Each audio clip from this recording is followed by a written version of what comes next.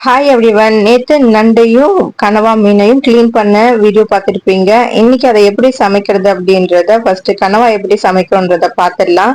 கனவாக்கு நான் ஒரு மசாலா எடுத்துக்கிறேன். ஒரு 10 சின்ன வெங்காயம், 5 பூண்டு, 2 பச்சை மிளகாய், ஒரு கொத்து கருவேப்பிலை, 1/4 ஸ்பூன் அளவுக்கு சீரகம். இது கொரப்பா அரைச்சிக்கோங்க. இப்ப கடாயில ஆயில் போட்டு 1/4 ஸ்பூன் அளவுக்கு பெருஞ்சீரகம் போட்டு நம்ம மசாலா மாதிரி அரைச்சி வச்சோம் இல்லைங்களா, அதை எண்ணெயில போட்டு வதக்கலாம்.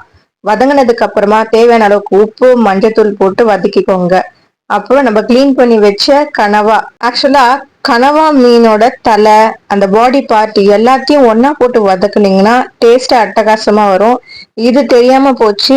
நாங்க முன்னாடி ஹெட் தனியா குழம்பு போட்டுட்டு பாடி ஃபுல்லா இந்த மாதிரி தொக்கு வைப்போம். அதுல ஏதோ ஒண்ணு மிஸ் ஆகுற மாதிரி ஃபீல் பண்ணிக்கிட்டே இருப்பேன். ஆனா அது இப்பதான் அதை கண்டுபிடிச்சேன். ரெண்டுமே ஒன்னா போட்டு இந்த மாதிரி பண்ணாதான் தொக்கு சூப்பர் டேஸ்ட் தரும் அப்படின்னு. இது கூட நான் கொஞ்சமா மல்லித்தூள் 1/2 ஸ்பூன், 1/4 ஸ்பூன் காரமிளகாய் தூள், கரம் மசாலா போட்டு நல்லா வதக்குங்க.